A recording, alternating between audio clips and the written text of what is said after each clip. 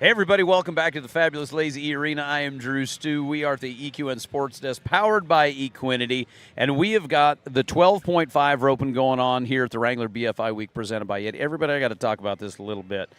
We're talking about $939,000 in this payoff right here. I got Cody Rozier sitting next to me right here. Cody, you've been roping for a year. This month, literally. This month, a year. March to March. What we're doing right here, we watched the BFI yesterday, which is huge, biggest open roping in the country. Then we come into a dang near $1 million payout in the number 12 roping.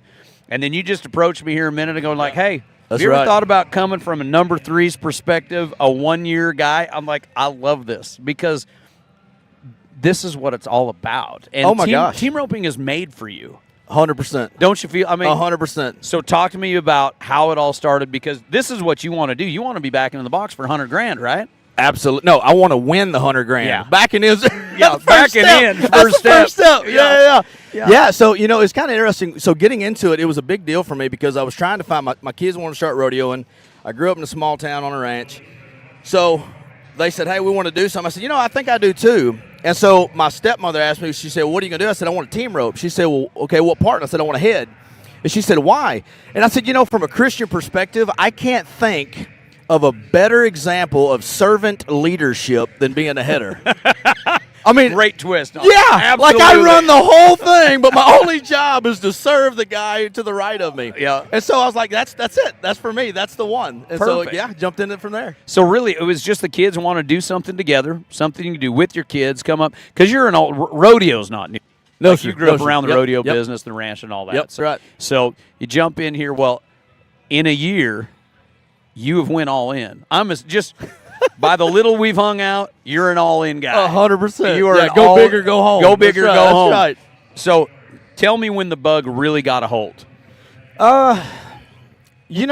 Honestly, it was kind of from the beginning because I like just competing in general. Sure. And so I remember when I first started, there were some friends of mine. They said, hey, you want to rope? I was like, yeah. So we went over to their house, and I was going to rope the dummy on foot, and it was no good. It didn't work out. Yeah. Like I could rope way harder. Oh, my gosh. Yeah, like, oh, this is different. This is, not cool. And so they said, hey, we're going to go do some lessons at this guy named Walt's house. And I'm like, yeah, cool, I'll go. Just random guy. Yeah, Walt. random guy. Walt. A lot of Walt's out there. Yeah, a lot of Walt's. I don't know roping. I don't know anything about it. So we go to Stephenville. We go to this guy's house, and his name's Walt Woodard. Well, I don't have a freaking clue who this guy is. I'm like, hey, it's a nice place. I guess you rope a lot. I mean, this is pretty nice. Are you kidding me? Like, no, completely oblivious. Completely oblivious. So I go over to this guy's house, and we're roping. He's like, hey, man, you're not too bad. You kind of got that down. And so my dad was friends with a guy named Kermit Moss back in the day, and he was a roper. I think I know he roped here. Oh yeah. And so Kermit had showed me how to swing when I was younger. So I just I think this is how you do it, And Walt was like, yeah, it's not too bad. And so I was like, okay, cool. So I went to a couple of lessons, backed in the box the very first time, me and my horse both, in December of 23. Of course, the end of December, January was too cold, and I'm not a cold kind of guy. I'm a fair weather roper. Fair weather cowboy. Fair weather, I understand. So that was that. And then Walt, he wound up leaving to go do some roping and stuff. And he said, hey, I'm going to introduce you to a guy that I know that can help you in your area. And his name was Tyler. And I said, cool. So I called this guy named Tyler. And I'm like, hey, man, this guy named Walt, again, oblivious, no idea. I said, hey, this guy named Walt wanted me to come over roping. His name was Tyler Wade. And so I go over to this guy, Tyler Wade. So I don't have a clue who this guy is. Now, he's just a guy. You have no idea it was gold buckle deal. No clue. Idea. I didn't know. And so I meat him and this guy named Wesley. And I'm like, hey, guys, how are you? My name's Cody. Nice to meet you. This is a setup. No, I swear. So I go, and here's where I knew, when I finally realized who they were. I went to go buy a new saddle pad. And I'm looking at saddle pads, and I'm like, ooh, I know that guy. They got his picture on the hang tag. Yes. So I text him like, hey, man, I see your picture. Do you know which one of these I should buy? And he's like, yeah, man, buy this one. And so Wesley, just nicest guy in the world, I mean, just always. And so then it just kind of morphed. And so then I met this guy named Chad Mathis. Mm-hmm.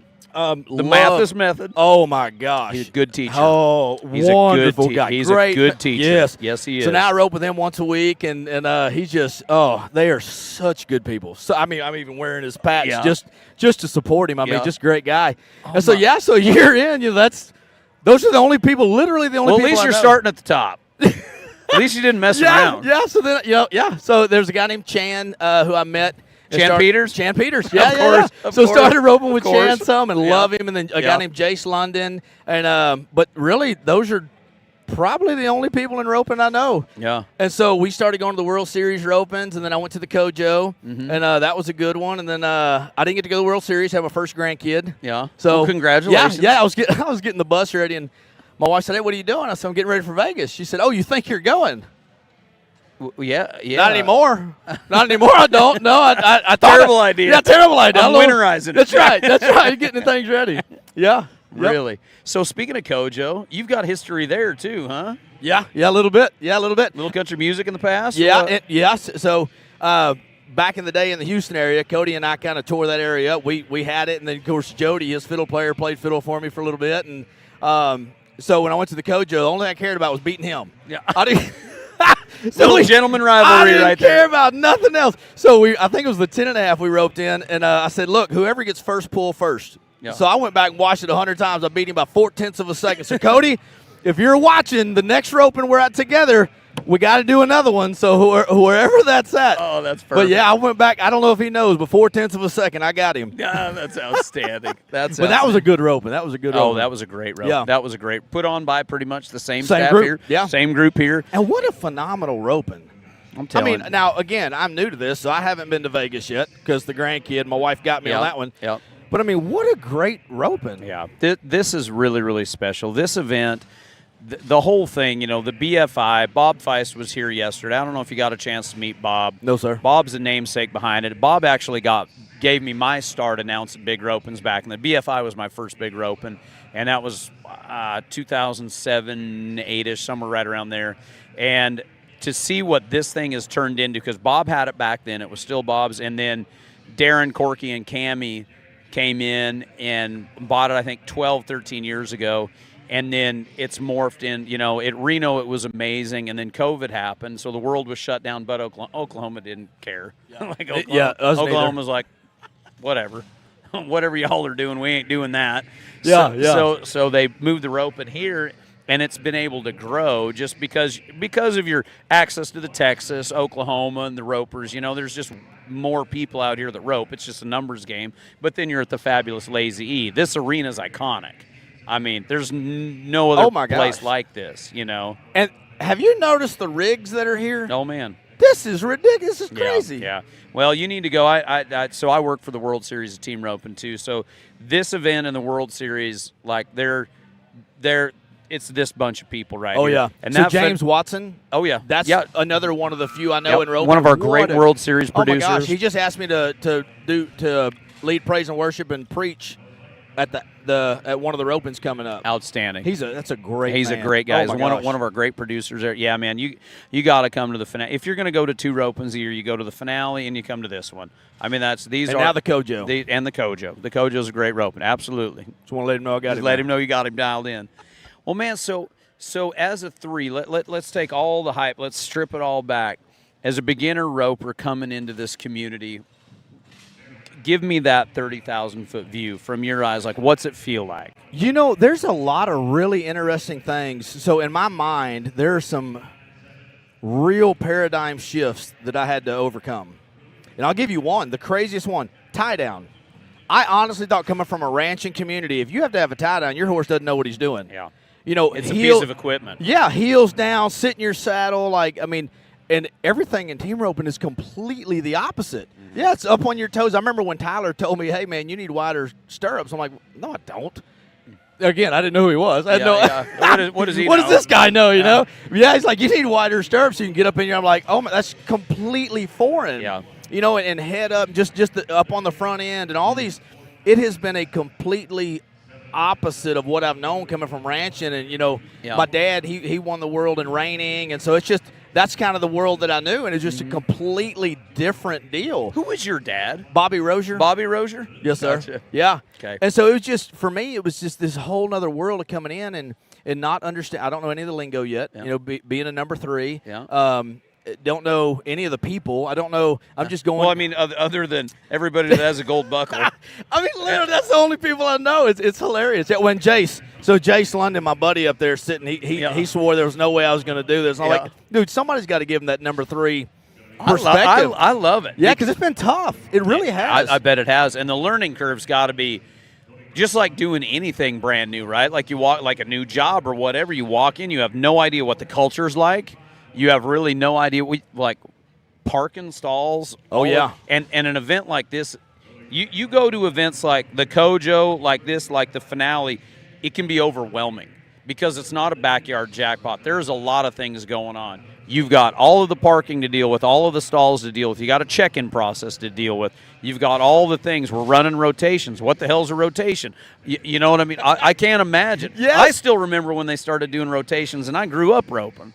But you're like, what are we doing here? You know, well, and then you're running 2 arenas, like. So I tell you, the first time I ran a second arena, they seen you go to the other arena. I said, well, where's it at? Yeah. What does that mean? I don't even. Yeah. I was like, I don't even know what that means. And then back in the box, I'm like, this is new. This is all new. This is all brand new. I don't know where this arena is. What do I do here? Yeah. And so my horse didn't know. I didn't know. I'm like, this is weird. Yeah. And so it's been very, very unique mentally. Yeah. And then learning like what ropings to go to, what not to go to. Yeah. And then in my first year, I'm only roping in the 9s and 10s usually. Yeah. And so here, I entered the 8.5 just because I don't know anybody to rope with. Yeah. So that way I'm like, hey, if I screw up too bad, nobody's mad at me. Yeah, it's okay. It's okay. It's okay. Yeah. But that's the name of the game. But speaking of that, though, the people in this industry are something special. Oh, yeah. Yeah. You know, and it's a small crowd, too. And my wife said today, she's like, hey, you remember that lady in Hamilton that had the black dog that I liked? I was like, yeah. She's like, well, your buddy that you rope with, that's his mom. I was like, no way. She's like, yeah. I'm like, oh, gosh. Yeah. It's the biggest small community there is. 100%. That's 100%. Yeah. Well, man, I think it is so fun. Like, so what I want to talk to you about goals as a number 3. What are your goals? What like personally, what are you working on? Yeah. So it's interesting. So I started kind of dissecting, and I guess from a businessman's perspective, I dissected roping. I'm like, okay, I know that PRCA and NFR is not what I'm trying to do. Yeah. I know that at 43 years old, there's some things that probably don't. I'm not Walt Woodard. You know what I mean? Yeah. And so that's probably not going to be my path. But I don't want to be that weekend jackpot guy either. I want to go to nice parking spots. I want to take my bus. I want to go to some, So how do I do this? And so I basically set my year up into 3 events. So this is my first year. I'm saying, hey, I'm going to do the BFI. Then I'm going to do the Kojo. And I got you there, buddy. So then the Kojo, and then go into the World Series. Yeah. And so that was kind of my 3. So what I'm going to do, what my plan is I'm going to just really hit those 3 events and just train with the Mathis method. Yeah. But just train and hit as many ropings as I can. The World Series one, some of the, I think it's USTRC. I don't even know that yet. Yep. But just hitting those ropings and going to the Will Rogers place and just going to those nice ones. Yep. And that way when I come to stuff like this, it's just normal. Yeah. Trying not to blow my head up. Trying not as far as just a lot going on. Yeah. If I can make this the normal, then as my roping progresses, you won't have to deal with that. That's right. I don't have to show them like, oh my gosh, look at this. Already been there, done. Already it's like been there. hauling a young horse to the show. 100%. It's like hauling your fraternity colt to all the shows. I'm seasoning my mind just like I would season my next horse. Boy, I tell you what, that's a great way to look at it, because I can tell you one thing that guys do not wrong but not right. Okay, we do it wrong, is we practice and practice and practice and we don't go. Right. And then you get there and you wonder why you can't do it, because it's different when the loud music is playing. It's different when they got a sports desk and they got a big screen and they got all of the things. Well, now 100%. That's if you've got the means to do it that way, I think that's a great way to do it, because you can go and kind of back into this deal a little bit instead of doing all of that and then showing up and your mind's blown, because it's a real thing. That's right. That's right. It's a real thing. Getting here and that pressure is tenfold if you've never been there before. Well, yeah, and so this is my first year at the BFI, but when I'm back in, this is no different than going to the Patriot, going to the World Series, it's the same everything. Yeah. So you're in a big arena. You're the Kojo. Cody did a great job with that. Well, these guys did a great job in the arena and all the stuff. Yep. And so if you just keep going to those and you pick your 3 a year, it's I almost call it like an event run. Yeah. And just get prepared for the BFI. Yeah. Cool, that was behind us. Now Yeah. we're going to get prepared for Yeah. Cody's deal. That's behind us. Yeah. Well, technically it's Brandy's deal, but, you Yeah. know. Yeah, it's Brandy's deal Yeah. for sure. 100%. All right, we got that behind us and then go to the World Series. Yeah. So this year will be my first year going to Vegas, and I'm super excied about it. Oh, man. And, Hey, you're already spoiled because you're starting off here, but the finale is a whole – it's unbelievable. You're going to have so much fun. It's. I'm looking forward to it. It is so much fun. I mean, it's event like this, like the finale, that are the top of the top, and they're fun. And we got the U.S. Finals coming up here just in 2 weeks down at the Will Rogers. Another great event, but that's an event where it's that kind of middle of the road entry fees, where the U.S. Finals is made for the family of team ropers to go enter. Man, so I'm going to tell you. Enter. So something that I learned. Now, everybody's pocketbook is different, and I understand that. But something that I learned for me, and if I were given another number 3 or entry guy, somebody coming in, because sometimes when you get your global handicap, which is a weird deal for me, they might land you on a 4 right away because you've ridden a horse or however you answer that questionnaire.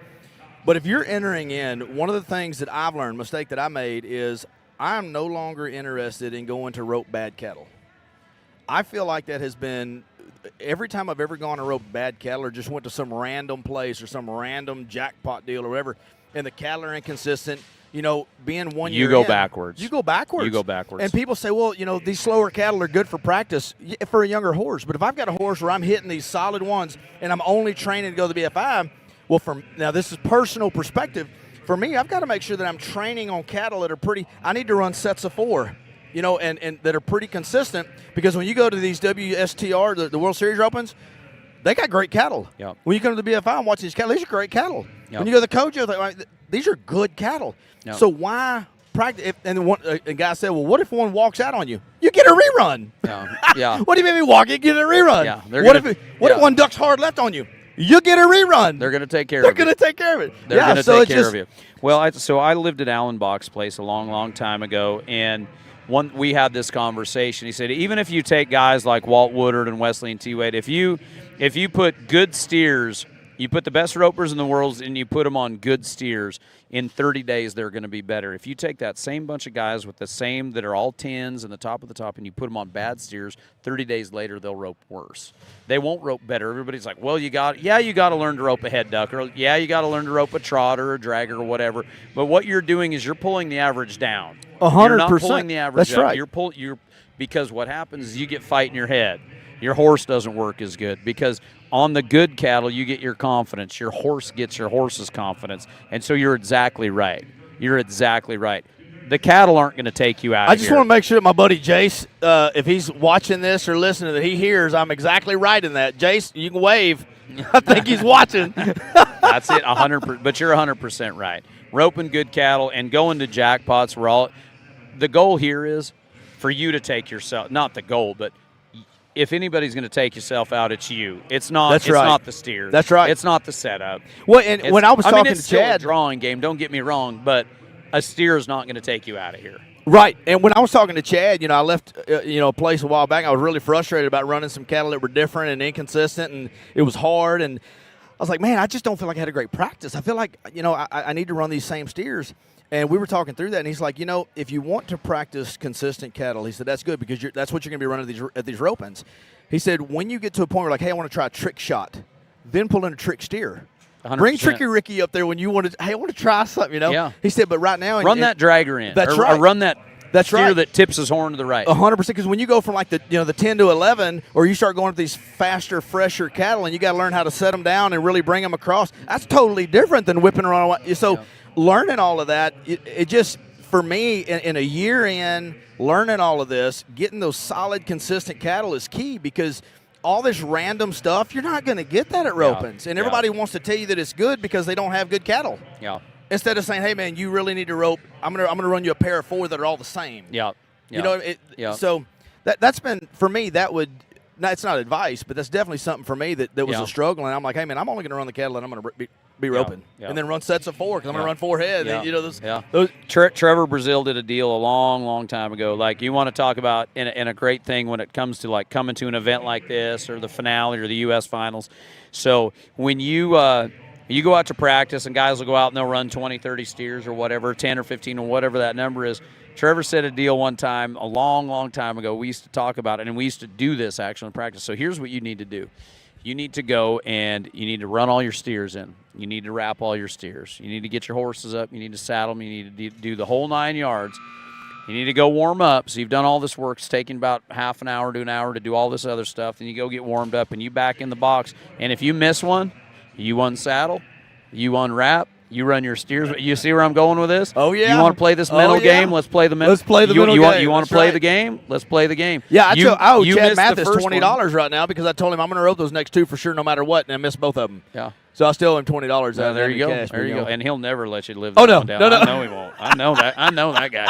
Yeah. I know. Yeah. But that's the kind of practice that guy. And when you're starting off, I love hearing this from a threes perspective because those are the things that maybe people don't teach you, that you don't think about. Like, man, I didn't know that. Like, you want to talk about being frustrated. When you back in here and miss the first one, you're out. Oh, yeah. I'm going to tell you. So, that whole Doug Arnew, I think that's what, that whole thing going around. I don't know what you're talking about. Hey, let me tell you something. I don't know what you're talking about. I had some of that same frustration. So, one of the things that I couldn't understand, I would go out there and I'd rope 8 in a row at a roping. I'd turn them all, and nobody was catching. I'm like, what is going on? And then Chad was gracious enough. He was like, yeah, because you suck in the corner. And I'm like, oh, that's a thing? He's like, yeah, that's a thing. Yeah, you're getting it around the horns. That's about where it stops. That's where it stops. He said everything else, you're just along for the ride, Cody. I'm like, oh, I didn't know. He's like, yeah. He said, you talk about servant leadership. You're not serving well, buddy. You're not serving well. He said, when your steer comes out all 4 legs out to the side, he said, you ain't doing nothing. Yeah, that's so I'm like, oh, that's a pretty good point. Pretty good point. Yeah, when they're harder to heel, they're easier to heel going straight down the pin than they are behind you. That's right. He should have healed it before the turn. Yeah, right. Yeah. Well, Cody, I tell you what, man, I'm glad you came up here because this really and truly the whole number system looks like this, okay? From 1 to 10. And this right here is your 4s and 5s. You're right here right now, but this is the bulk of our customer. Yeah. In that bell curve, it's a 4. I know you guys can't see what I'm doing here, but I'm just drawing a bell curve. The 4s and 5s are 90% of the market. Right. You've got 10% over here, or 80%. You've got 10 over here, and you've got 10 over here. 1s to 3s, 7s to 10s. Okay. Right. This right here is what we're talking about. We're working for a living. We're running our businesses for a living. That's right. We're having fun with this, And this right here is where we're trying to live and trying to get there. And when you start putting it all together, that's what these ropings are for. That's what the BFI. I mean, the BFI yesterday is for these guys. They're for the 1%ers. That's right. They're for Walt Woodard, who at 69 years old showed the kids something yesterday. Just killing it. Come on, Come on, Walt. Yeah, man. I mean, that was awesome. But what you're doing right here is you're talking about making this jump into this pool right here. Right. And that's what's awesome because these little things that you're talking about these are the people. And there might be people out there that have been roping for 5 years. I was telling you about my best pal in the world. That's right. He just started roping, I think it's 6 years ago now. Great friends with Darren and Cammie. Had no idea about any of it. And is now just ate up with it, but then getting in and doing the right things, roping good cattle, practicing and doing these things to come. And as a competitor, just by your demeanor, you're a competitive dude. I like a little to think bit. so. A little bit. A little bit. That's what this industry does is it gives us guys, like you said, I'm 45. We're the same age, basically. Right. At 45, are we going to enter the BFI? Probably not. We're not going to go down the road trying to make the finals. We're not. But we're competitive as all get out. That's in right. our business, in our jobs, in our families, we're competitive. We're competitors. This allows us that outlet. And this allows us an outlet right here. Look at this. This is a 12 rope. And so this is just kind of on the higher end of this same deal we're talking about. It's right here. This is for the 5s and 6s and 7s a little bit. But there's $1 million being paid out today. Isn't that nuts? I'm going to tell you, if I won recreational team roping. Yeah, if I won $1 million, I'd probably take 3 days off of work. Yeah, 3 at least. At least 3 days. At least 3 days. I'm telling you. It's a pretty sweet deal, and that's what it's all about. So right now, having this conversation to all you ropers out there, that for all of us, but the 2s, 3s, 4s, it's the base of the pyramid. And it's the base of the pyramid. It's what this whole industry is built off of. And man, I'm excited that you're excited about it. Oh, I'm pumped because That's what it's all about. And we've been growing. We've been bringing people in the industry. And, man, I hope you enjoy. Welcome. Man, I appreciate it. Pal. Yeah, I mean, Cody, welcome, thank you very welcome much. to Team Roping, yeah, where we are going to take all your money. That's it.